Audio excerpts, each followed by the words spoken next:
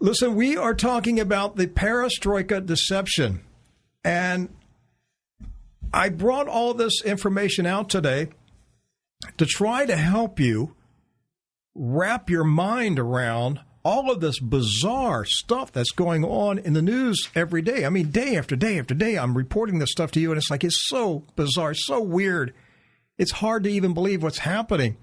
So, it seems like everything going on in the news is a bad dream, but we need to consider the possibility that it is the result of a carefully planned and meticulously implemented deception campaign that has been underway for decades to bring down the United States of America. J.R. Nyquist was here yesterday. We started our discussion of the Perestroika Deception. Chris Steinle is here today, and we are going to continue our discussion of Anatoliy Golitsyn's book from 1995, The Perestroika Deception. This is a powerful book. It's hard to get a copy of it.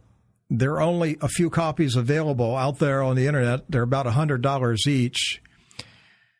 Chris, welcome back to the program. What do you think Pat Boone knows? Well, I think the Lord is revealing things to different people. That's how he worked with me on this Perestroika Deception during that John Shorey interview a few weeks ago when we were talking about Russia and how Gog and Magog were going to attack Israel. And I thought, well, wait a minute now. Russia is now a professing moral Christian nation. Why would they be attacking Israel? And I had this problem in my mind. And I thought, something's going on here. This doesn't jive. This doesn't fit together. Well, I remembered that someone had sent me a PDF copy of the Perestroika Deception.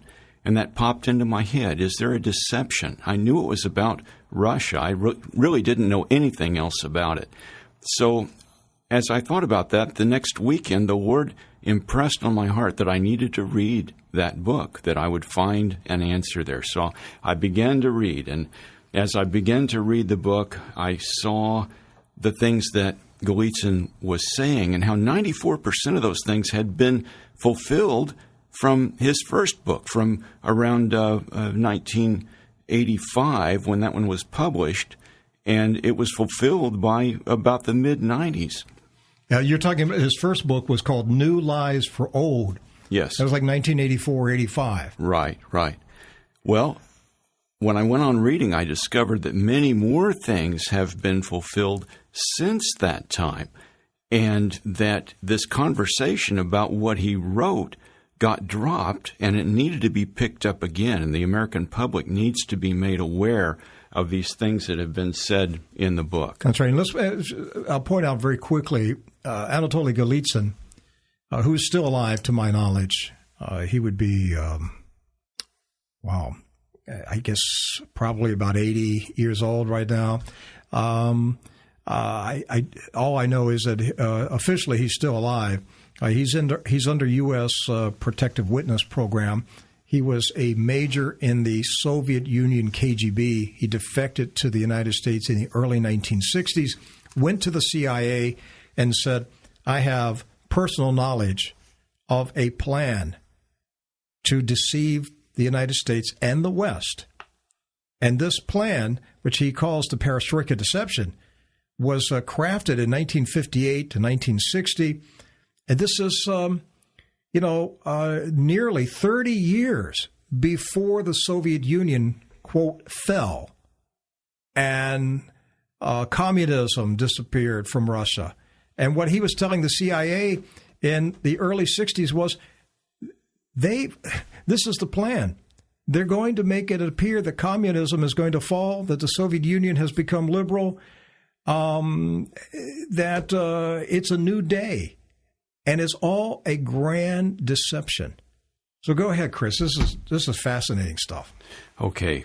What they did is they used the experiences of Stalin and Lenin and their failings to draw up this general line, what they call a general line, which is what we would call a party line that we would draw up every 4 years or 2 years for our candidates. Party platform. Yes, and so they drew up this general line, and they based it to a great degree on The Art of War by Sun Tzu. And the main points of that was to appear weak, make the enemy think that they are strong, and to have a secret plan that doesn't change, that the enemy will lose because they don't know that plan. Well, some of the objectives of the general line, the perestroika, was to appear that capitalism had overcome socialism. But they really continued in control. Even though they became independent republics, they were still under the control of the party, what was the KGB. You're talking about Central Committee. The countries that were Soviet satellites. Yeah, the Politburo. Which are the eastern countries. Mm-hmm. Right, correct. Was still under their control. And this was very easy for the KGB and the Politburo because they were already underground. They simply moved the rest of their governance underground and gave the appearance that these countries were independent. Well, some of the things that were predicted by Golitsyn that have come to pass were the convergence of the Russian government with the West by reforming the Russian government or the USSR governments and socializing the Western civilization. So they were working on this convergence of both sides. All right, so if I follow this, they were deliberately bringing some form of capitalism into the Soviet Union, which later became Russia, and at the same time introducing socialism into the capitalist countries such as the USA. Yes. For the purpose of, at some point in the future, they would all meet in the middle. Correct. And I just want to run through some of the objectives of the general line. They were going to use this capitalism as a means to influence the West through business partnerships and use the increased relationships to spread socialist ideas to the West. They also were going to enrich the communist bloc financially through the trading and also gain access to Western technology. They wanted to infiltrate Europe to influence them towards socialism, to infiltrate Western intelligence agencies. And it was important to them to create a European social state or a European Union as a Western buffer for the main nation of Russia. So they wanted Europe to be integrated and consolidated into a single state. Correct. And right now we have the European Union once again demanding that it become a federal state with an elected president. And you're saying this is actually part of the Perestroika Deception. Absolutely. Absolutely. And they used what they called disinformation, what Golitsyn calls disinformation to spread this convergence. I'm quoting here from the book. It says, the rationale of this disinformation is that there are two sorts of people, those who recognize change and seek to promote it, and those who oppose it. The implication being that those who oppose it are enemies of progress and peace, cold warriors, etc. And Gorbachev said at one point, referring to this conversation, we have both kinds of people in our countries. In other words, there are these conservatives that are against progress. They resist change.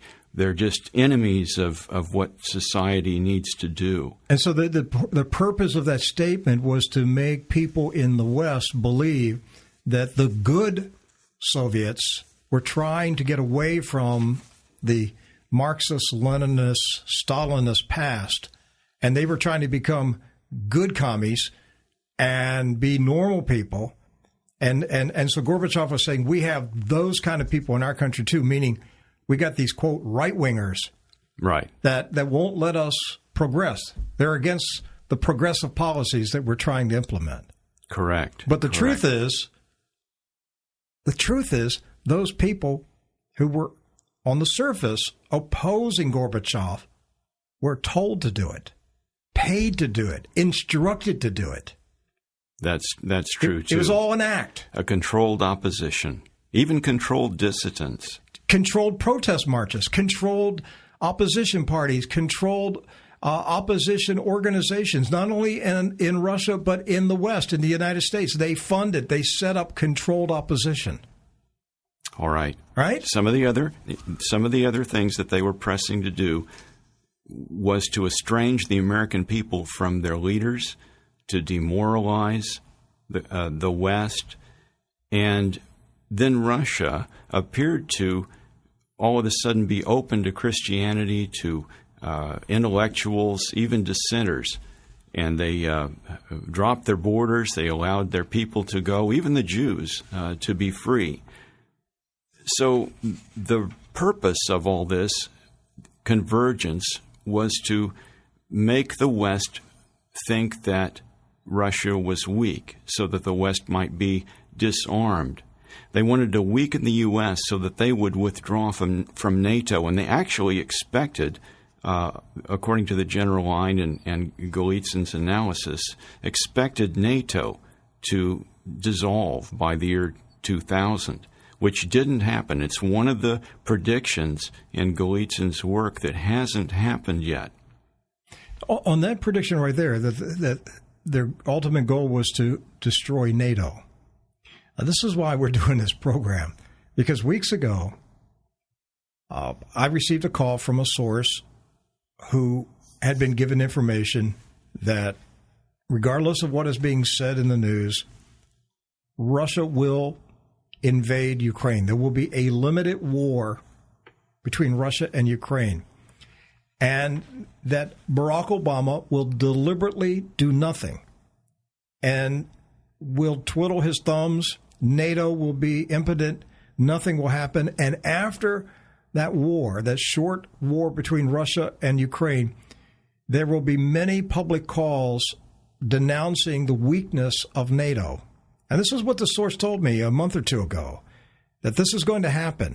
Get ready for it, Rick. He said, my sources told me that this limited war is for the purpose of making NATO look weak. Obama is going to deliberately do nothing. The very next day,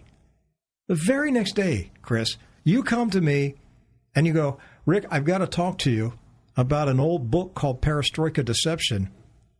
And you went into a discussion of it, and you said the ultimate aim is to destroy NATO. And I did like this double take, looking at it. It's like, wait a minute. I was just told this last night, that there's a movement coming this year to make NATO look weak. So we're watching this stuff be fulfilled in real time, Chris. Yes. Let me mention some of the other things that have been fulfilled, and I want to get into some of the other predictions. That is, let me say the other predictions first. And you covered some of them yesterday on the show. But the fall of the Berlin Wall, Golitsyn predicted, the socialization of Europe, the socialization of America, the demoralization of the West, the convergence that we talked about, the weakening of the U.S. military, the rise of the Russian and Chinese military capabilities. Now, Golitsyn, a quote from the book again, it should never be forgotten that the ultimate objective of Soviet strategy is not perestroika in the USSR, but the restructuring of the American political and economic systems, including the military-industrial complex. Now, let's look at some of these things that have been fulfilled, as it were, in the final stages. This is what Golitsyn said, we're going to be the final stages of perestroika. And I'll quote from the book. He says, the central purpose of the third grand strategy and its final phase of perestroika is to renew the regimes in the USSR and other communist countries and to convert them into states of mature socialism with a human face. But the strategy goes beyond domestic restructuring and is aimed at the peaceful and non-peaceful conquest of the United States and Western Europe from within. So here are some of the things that will happen in the final stage. Okay? Europe and U.S. will firmly embrace socialism. NATO and U.S. military will be weakened. There will be a reintroduction of the class struggle argument. Now let's talk about that for a minute. The 99 and the 1%? Yeah, but do you remember how that class struggle argument went away? It wasn't there for several decades. You never heard anything about that. Suddenly it came back. And suddenly it's come back. Well, Golitsyn said this would be an indication that we've gone into the final stages when that conversation comes up about when they start bringing Marxism back into the public discourse. And this is why Hillary Clinton has to get out of owning those millions of dollars so that she can get elected to represent the poor, struggling class. Yes. Well, she's doing her best to try to tell everybody she's broke and suffering, and she only has a few millions of dollars, and it's a hard life on her. Oh, it'll work. Yeah. It'll work. Okay, demoralization of the West. And we see that in the sexual immorality, the things you went over at the beginning of the program. Okay, here's one of the things. Estrangement of the American people from their leaders. And that's where we're at right now. So you see, we don't trust anybody. The courts are making decisions that the people have indicated they don't want. The president is making decisions that the people have indicated is not their will. You see, and that's one of the goals. And the that Congress Golitsyn will not stated. do what we're demanding that they do. Correct. And so really, there's only a couple things left. The fall of NATO and the withdrawal of the United States from NATO. And Golitsyn said they were expecting that the United States would be so weakened at this point, even by the year 2000, that they would actually withdraw from NATO, and that hasn't happened yet. And of course, then Russia would get all those NATO military bases by default in Europe. Yeah, well, actually, the goal is for the USSR to run from the Atlantic to the Pacific. It's the manifest destiny of the Western world, or the Eastern world. But wait a minute. Right now, we've got two top-secret treaties being negotiated. An Atlantic treaty, trade treaty, that George Bush said years ago would unite Europe and the United States. And another top-secret trade treaty is the Asian Pacific Treaty, that even the members of Congress don't even know what's in these treaties. So it sounds to me like the Pacific and the Atlantic are being united. That's underway right now with these trade treaties. That's correct. Chris, listen to this. I'm reading this from Perestroika Deception. Again, this is 1995. Now, okay, all of us here, we've witnessed over the years how words have changed. I mean, when we were young, the word gay meant jovial, happy. Now it means homosexual. They've changed the meaning of the words like tolerant and so forth. The USA Patriot Act, it's not patriotic, it's fascist. They're in control of the words. Whoever controls words and their meanings control the society.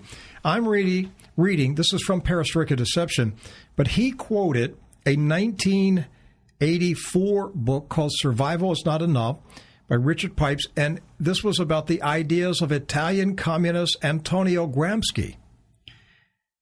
And it says, quote, such mastery is secured in the first place by control of the organs of information. The objective is to control thought at the source, that is, in the mind that absorbs and processes the information. And the best way of accomplishing this is by shaping words and phrases in the desired manner. Moreover, control of the Western mind is to be achieved not only by means of the dishonest use of language, but also through operations to demoralize the West through corrosive attacks on society's institutions, the active promotion of drug abuse, the spread of agnosticism, nihilism, permissiveness, and concerted attacks on the family in order to destabilize society. Religion and traditional cultural and moral values must be destroyed before the revolution can be successful. It's 1984. Yes. We see all these things happening now. They've been happening. They've been happening for decades. The termites have been under the foundation of the nation, eating away. And now the entire building is ready to implode.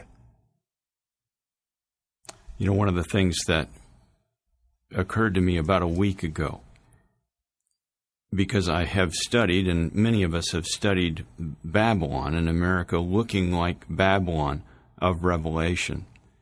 And at this point, I am seriously considering that there are these sinister forces that are methodically grooming America to be end times Babylon for the sole purpose of destroying the country in fulfillment of biblical prophecy. All right, that's Chris, you've been here.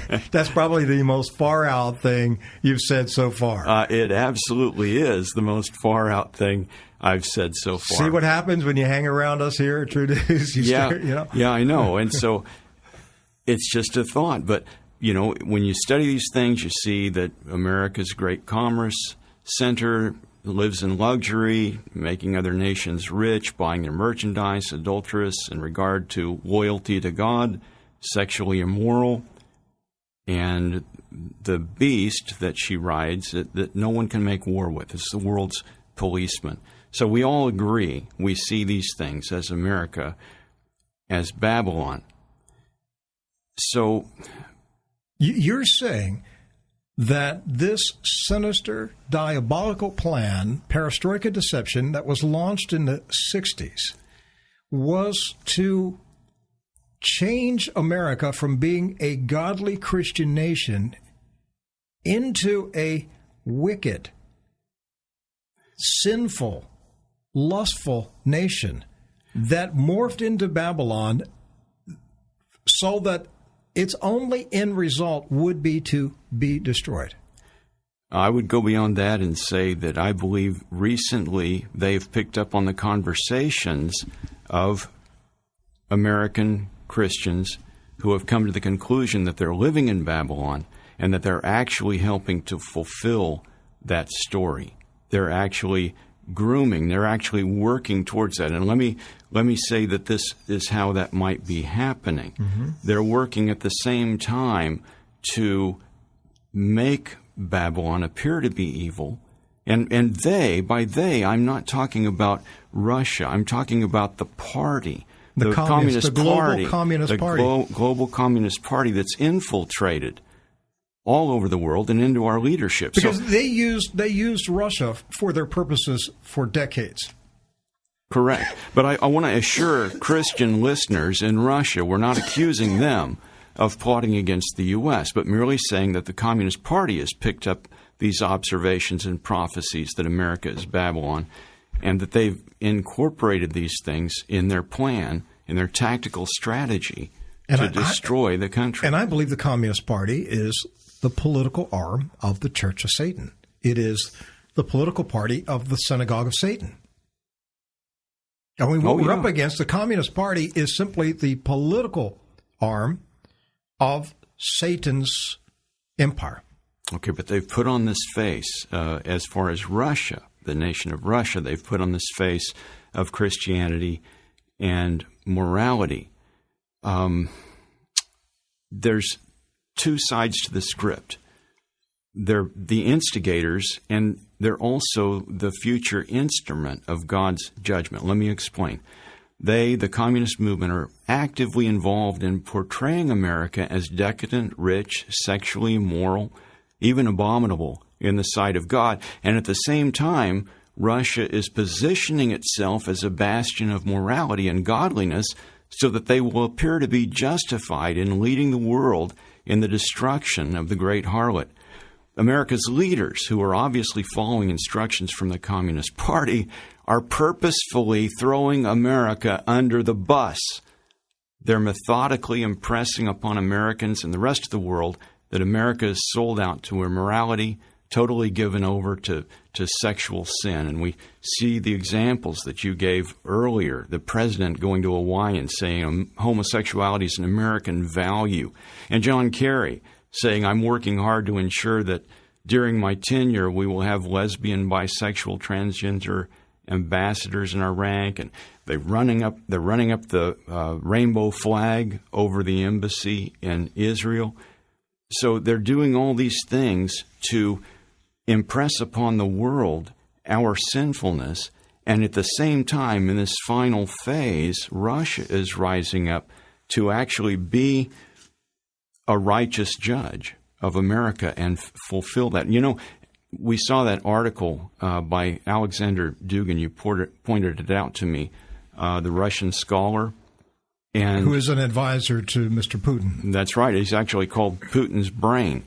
And I want to make a couple quotes that he said. He said, quote, "The USA is a chimerical, anti-organic, transplanted culture which does not have sacral state traditions and cultural soil, but nevertheless tries to force upon the other continents its anti-ethnic, anti-traditional, Babylonic model."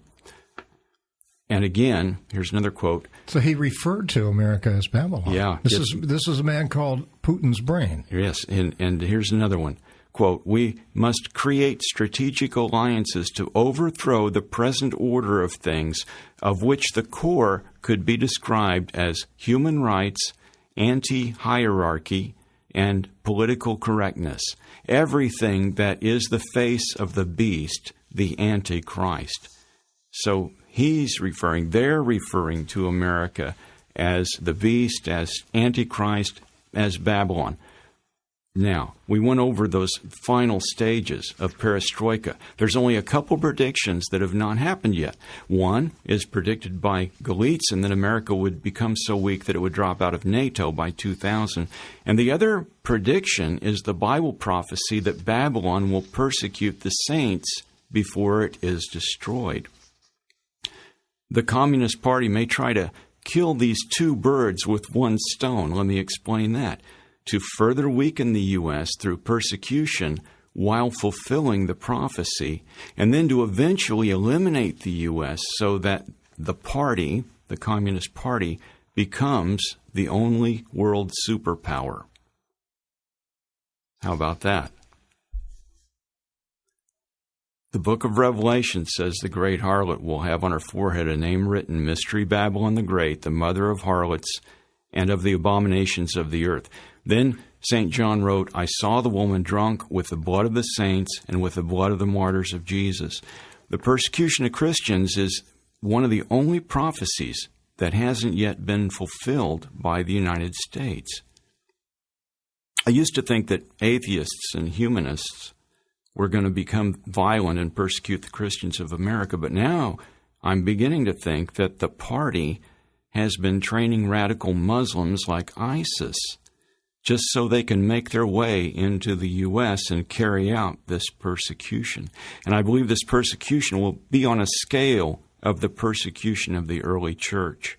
Either way, once the persecution begins, Russia may actually invade the U.S. under the guise of protecting persecuted Christians. Russians may even try to free Christians from FEMA camps and prisons to get them out of the country during this charade. Isn't that bizarre? But after this mock campaign against Christian persecution, the U.S. will be destroyed by fire in fulfillment of Bible prophecy. And this will leave the Chinese-Russian bloc as the world's only superpower. Chris, Pat Boone mentioned this prophetic dream. And I know very little about it, except I went back and I tried to find a transcript, and he said in the dream, the Lord pulled back the blanket, revealed the deception so that the people could stop it. Now, again, it's a dream, okay? And a dream doesn't line up with biblical prophecy. I understand that. Is there any possibility that the Lord is trying to stop us from committing national suicide? Well, I certainly believe he wants Christians to know what's happening. He absolutely wants us to know the truth. He's the God of truth. So that they understand the depth of the deception and why the destruction took place. Yes. And if these conclusions that I've been coming to are correct, then what should American Christians be doing? If America is Babylon, then the Bible gives the directive to come out of her, my people, lest you share in her sins, and lest you receive of her plagues. And that means if the Lord provides a way, then Christians need to be getting out of the country as soon as possible. But it may be for many people that God has not only granted them to believe in Jesus, but also to suffer for his name's sake. We see this in Scripture. But there are a lot of people who just may not be called to get out of here. But people need to realize that if they do stay here and they are imprisoned, they'll probably never get out of those prisons or camps before America is destroyed. This is the reality. This is the truth that needs to be taken to heart so that people know how to respond. And I believe time is very short because we're in the final phase of this strategy now. That's the point.